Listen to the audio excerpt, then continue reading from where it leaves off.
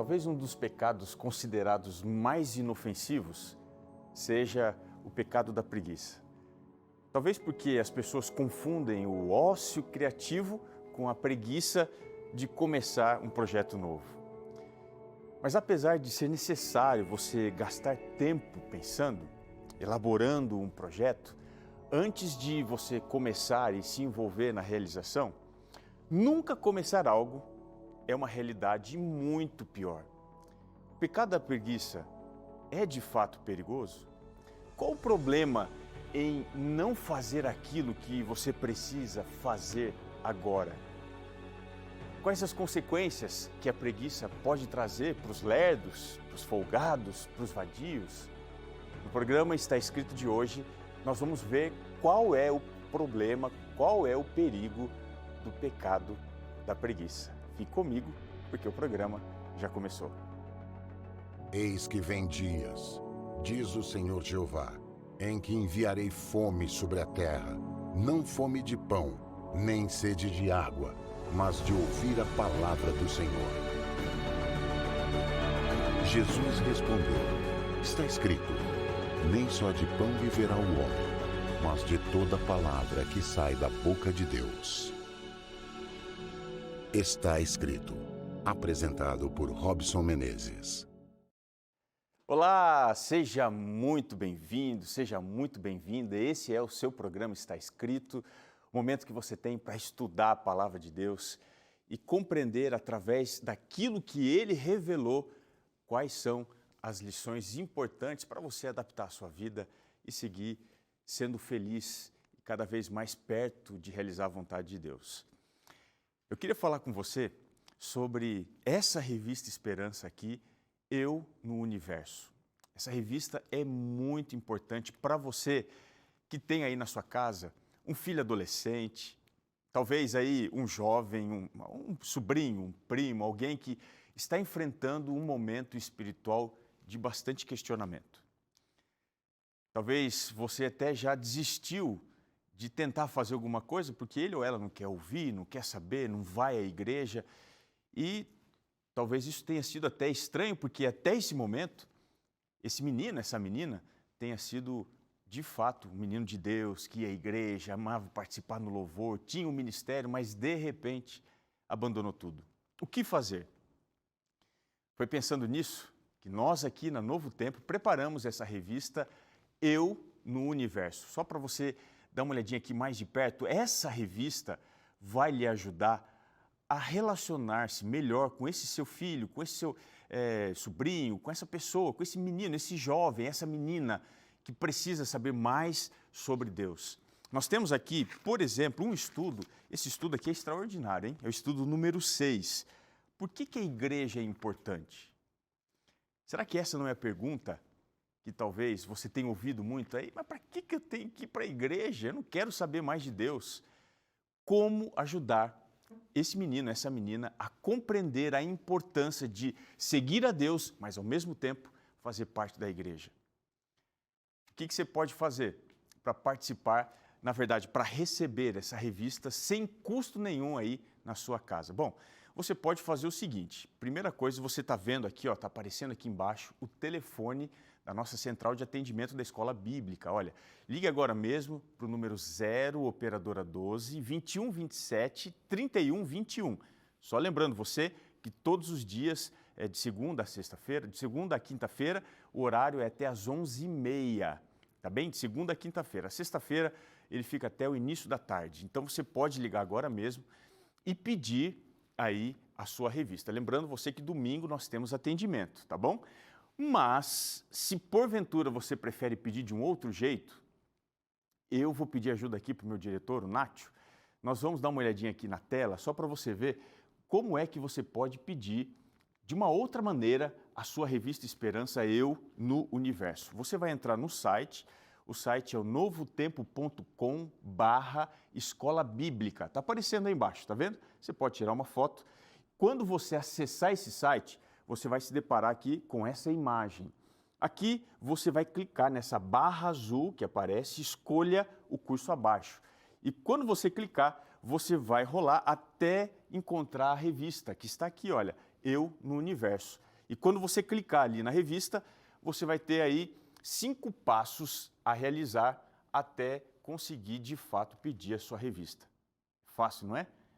Faça isso agora, peça a sua revista, você vai dar o seu CPF, pode ficar tranquilo, você vai informar sua data de nascimento, o melhor endereço para a gente poder enviar sem custo algum para você. Então, olha, está dado o recado, faça hoje, agora mesmo o seu pedido. Se você não puder ligar para nós, você pode pedir através da internet e a revista Eu no Universo, essa revista extraordinária, vai chegar para você sem custo algum, tá bom? Essa é a nossa maneira de poder ajudá-lo nesse momento tão especial da formação desse menino, dessa menina aí na sua vida, tá bom? Nós agradecemos também aqui você, que é o nosso amigo anjo, você que carrega com orgulho aqui no peito, no coração, dizendo assim, olha, eu sou um anjo da esperança. Sua doação, ela abençoa imensamente tudo que nós fazemos aqui na TV, na rádio, na internet, em todos os lugares, tem aí a sua digital, a sua mão nos dá condição de espalhar a mensagem de esperança. Obrigado por isso, tá? Se você ainda não é anjo, liga para a gente aqui embaixo, o telefone é 0 operadora 12 21 27 30 30. Você vai entrar em contato, vai ter suas dúvidas esclarecidas para agora mesmo passar a ser um anjo da esperança. Muito bem, nós estamos aqui no programa Está Escrito, numa série estudando um pouco melhor o tema dos pecados capitais. E hoje nós vamos falar sobre um pecado que a gente guarda assim com bastante carinho no coração. Que pecado é esse? É o pecado da preguiça. E aí, já levou o cachorro para vacinar ontem? Já lavou o carro ou a moto que estava precisando? Já conseguiu fazer aquela faxina lá no seu armário? Você conseguiu limpar debaixo da pia? Você arrumou aquela janela que estava quebrada? Não.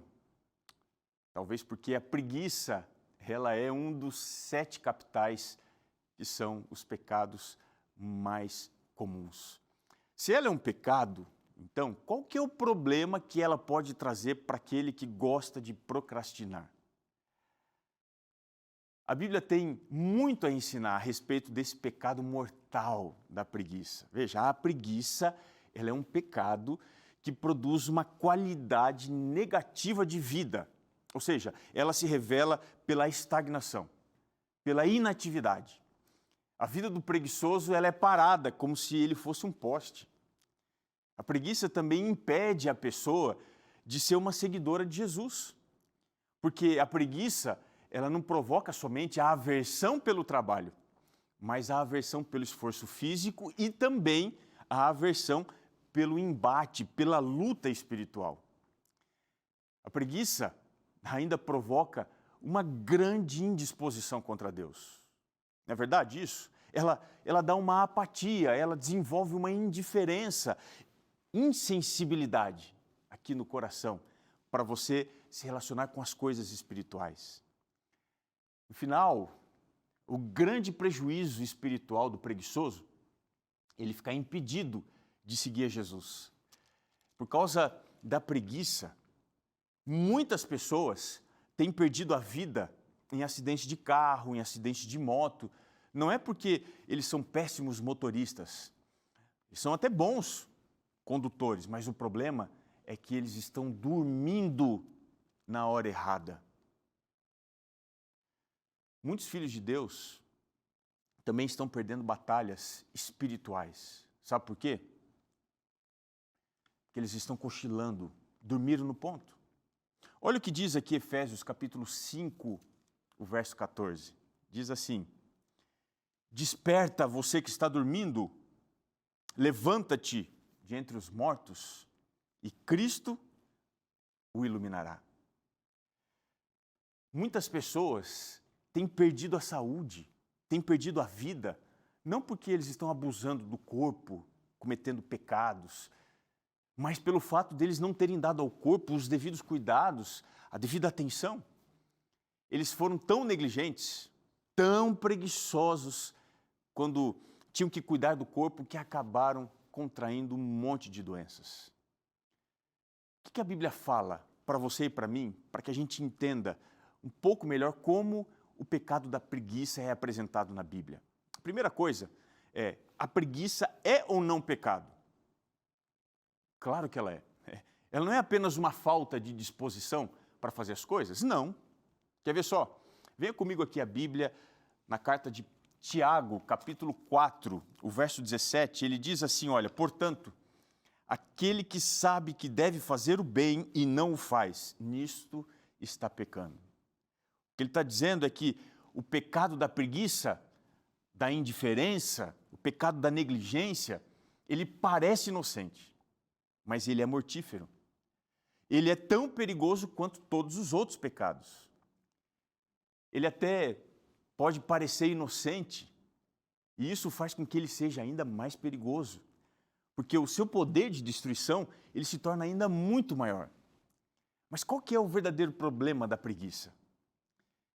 Existem alguns problemas muito sérios, mas o primeiro deles, a preguiça, é um atentado contra a vida. De acordo com o que a gente leu aqui, o Tiago escreveu, a gente pode descobrir algumas dificuldades. Que dificuldades são essas? A primeira, o preguiçoso ele tem dificuldade porque ele desconsidera o saber. Ele tem problema com o tema do conhecimento. Ele não se preocupa em saber. Ele prefere viver no mundo da ignorância. Só que não é só isso, ele tem um outro problema.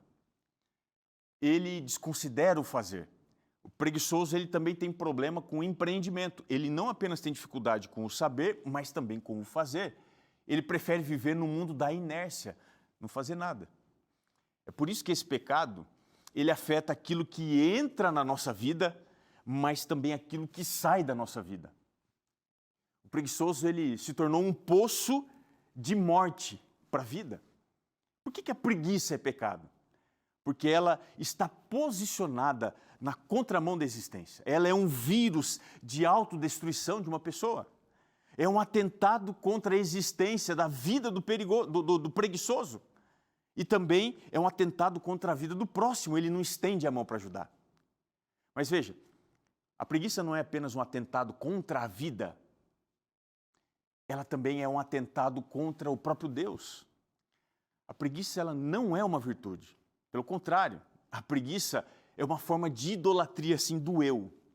É um parasita que vai consumindo o nosso propósito de dar glória a Deus através do nosso relacionamento com Ele, mas também através do nosso relacionamento com o próximo e também com a criação, as coisas que estão aí na vida.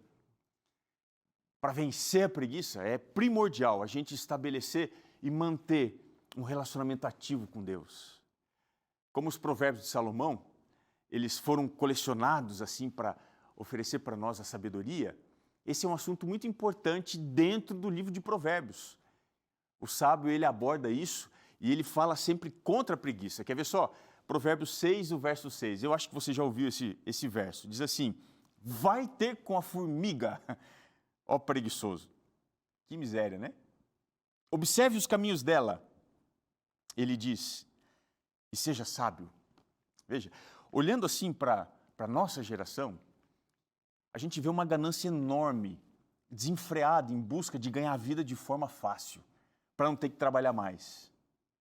Muitos eles enxergam o trabalho como se ele fosse um mal necessário, e não algo que dignifica o homem. O trabalho é uma forma de você adorar a Deus, de você manter o propósito que foi estabelecido desde a criação do Éden ativo. É por isso que Deus deixou isso para a gente. E há um conselho muito importante aqui em Provérbios ainda, 23, o verso 17 e 18, diz assim, não tenha o teu coração inveja dos pecadores. Antes, no temor do Senhor, perseverarás todo dia. Todo dia perseverarás, porque haverá bom fruto, não será frustrada a tua esperança. Uma vez que nós encontramos o propósito no Senhor, a nossa atitude agora diante da preguiça, ela muda completamente. Porque a gente deixa de lado a idolatria do eu, e nós buscamos viver uma vida que se assemelha a Cristo, uma vida de trabalho, que enobrece a nossa alma e que exalta o Senhor. Mas a preguiça ainda é um atentado contra a formação completa do homem. Como assim?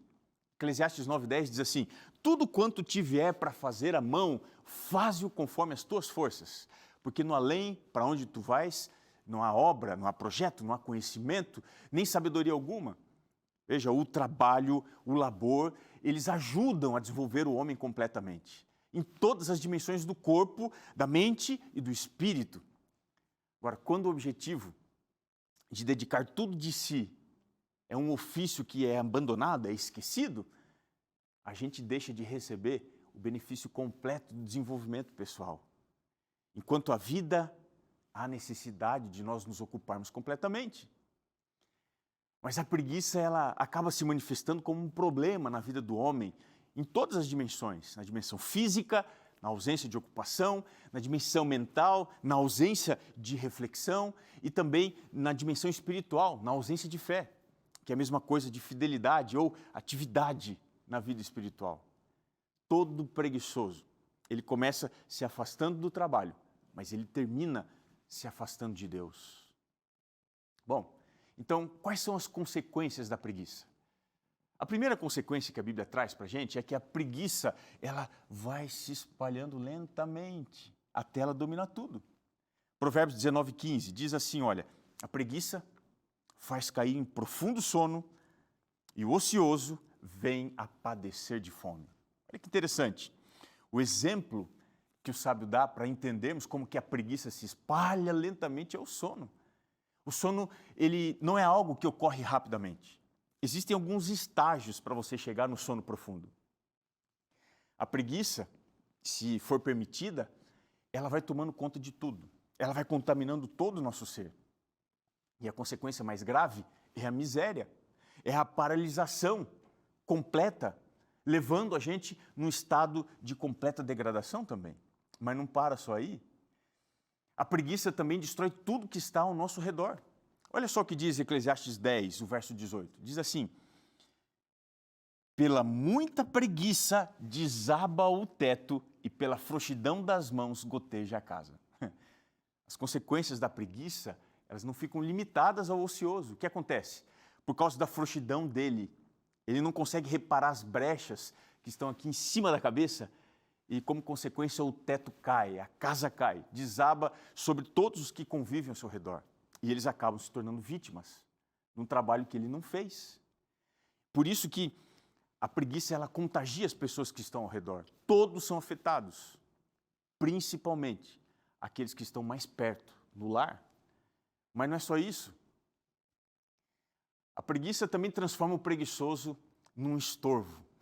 Provérbios 10, 26. Como vinagre para os dentes e fumaça para os olhos, assim é o preguiçoso para aqueles que o mandam. Veja, ele é um estorvo, ele atrapalha, é algo que representa uma oposição, um problema terrível para as pessoas que estão ao redor. Essa ideia do vinagre, a ideia da fumaça, vinagre nos dentes, fumaça nos olhos, traz a ideia de alguma coisa que incomoda, que representa, assim, uma grande dificuldade para quem esperava encontrar algum tipo de realização no trabalho. O preguiçoso não vai trabalhar, ele fecha as portas para crescer, para prosperidade também, ele se coloca como se fosse um incômodo verdadeiro para as pessoas. É alguém que não tem solução, é alguém que nunca vai ajudar. Essa pessoa sempre vai promover indisposição, por onde quer que ela passe. Esse tipo de pessoa é você? Tomara que não. Mas tem ainda uma quarta característica que a Bíblia apresenta, que é a preguiça trazendo frustração. Provérbios 21, 25 diz assim, o preguiçoso morre desajeitado, desejando, melhor dizendo, porque as suas mãos recusam trabalhar. O preguiçoso chega até o desejo, mas quem não tem uma vida boa, quem que não quer sempre melhorar nos aspectos, o preguiçoso também quer, mas ele não passa do desejo.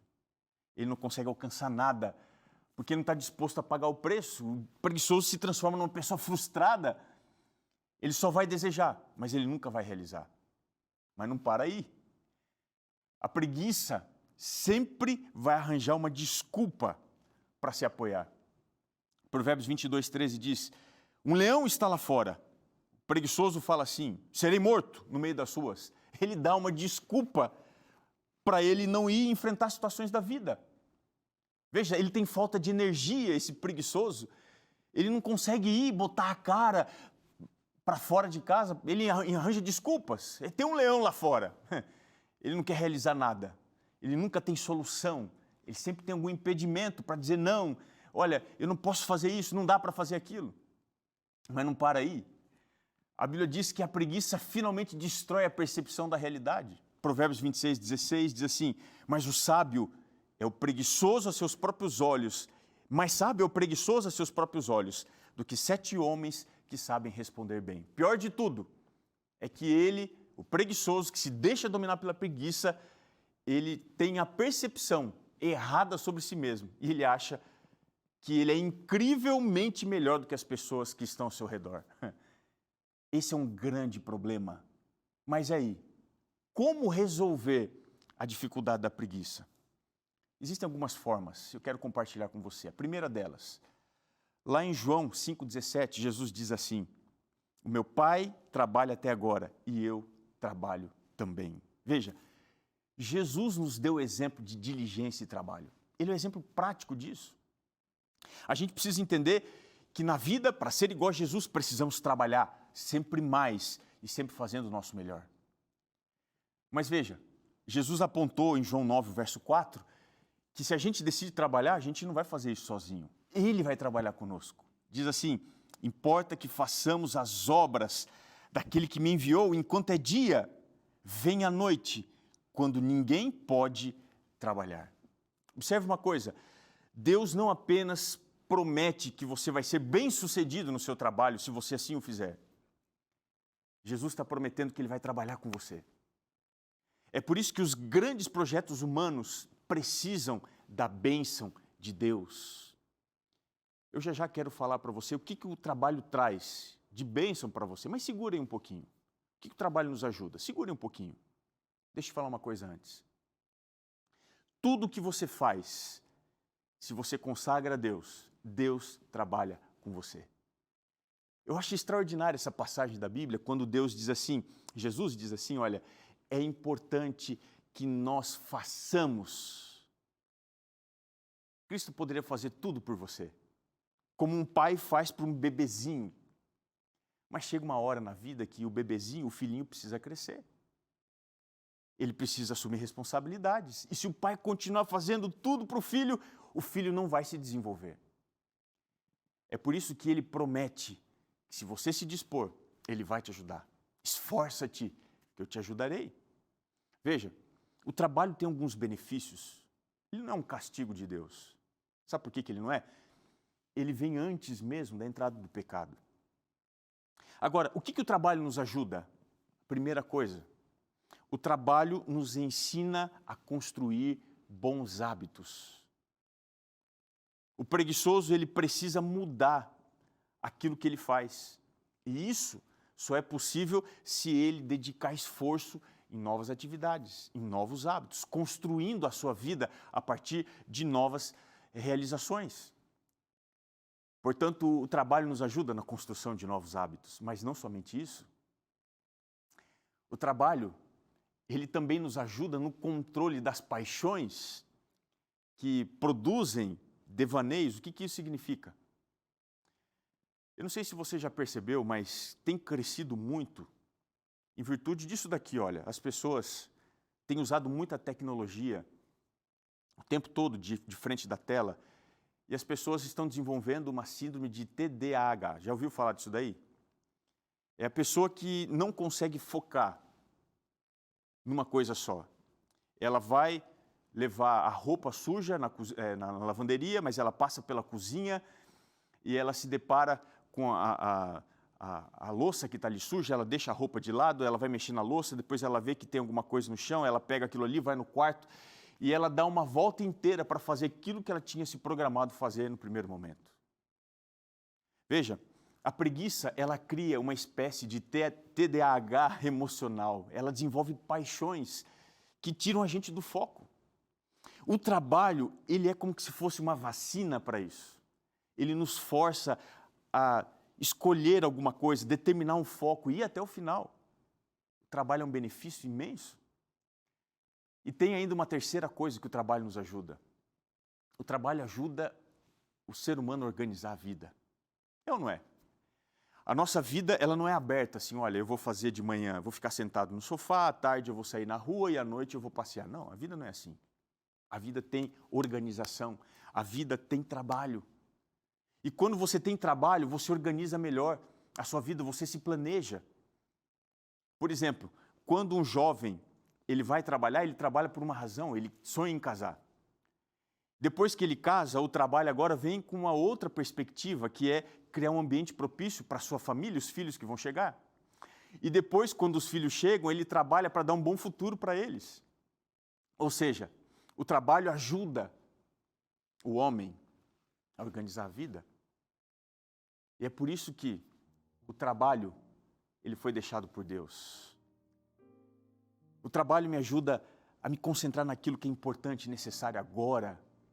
Ele me ajuda a começar as tarefas que eu preciso começar agora. Então, deixa eu te dizer uma coisa. Se você está cansado assim, dizendo, puxa, eu estou com um problema sério no meu trabalho, estou pensando em largar, abandonar, talvez o seu trabalho não seja o único problema. Talvez alguma coisa aqui precisa mudar. Então, deixa eu te dizer. Lembre-se do que Deus disse para Josué. Esse é um dos versos mais lindos da Bíblia. Josué 1,9, você encontra assim, Deus falando com Josué, eu não te mandei? Ser forte, corajoso, não tenha medo, não te espantes, porque eu sou o Senhor teu Deus e vou estar contigo por onde quer que você for. Sabe, às vezes a gente tem que mudar de trabalho, mas a gente não pode deixar que a preguiça nos consuma e consuma tudo aquilo que é importante na nossa vida. Se você está enfrentando uma fase difícil, talvez um transtorno, uma depressão, e você perdeu a alegria, a disposição que você tinha, você precisa buscar ajuda. Mas não se esqueça de, além dos médicos, além dos remédios, buscar ajuda em Deus, que diz para você, eu não te mandei? Ser forte, seja corajoso, não tenha medo, porque eu vou estar com você aonde quer que você vá. Deus está com você, Ele não te abandonou, Ele está cuidando de você, da sua vida, do seu futuro, dos seus planos. Peça a Ele para que mostre talvez algo que esteja escondido e Ele vai revelar o que é importante para a sua vida aqui e agora. Vença o pecado capital da preguiça aos pés de Cristo, pedindo para que Ele mude o seu coração. E ao fazer isso, que você tenha uma nova realidade. Eu posso orar com você? Você me permite isso? Senhor, todos nós temos as nossas dificuldades, mas se o nosso problema é a preguiça, é a covardia, a timidez, a falta de empenho, que o Senhor nos ajude a superar isso. E que a promessa feita a Josué se renove na nossa vida. Que a gente não tenha medo. Que a gente se esforce no nosso máximo. Mas, acima de tudo, que o Senhor esteja conosco. Nós te pedimos isso. Por Jesus. Amém. O programa está terminando. E eu queria deixar um abraço especial para você. Agradecer sua companhia, a sua audiência. Mas eu queria te lembrar. Está escrito.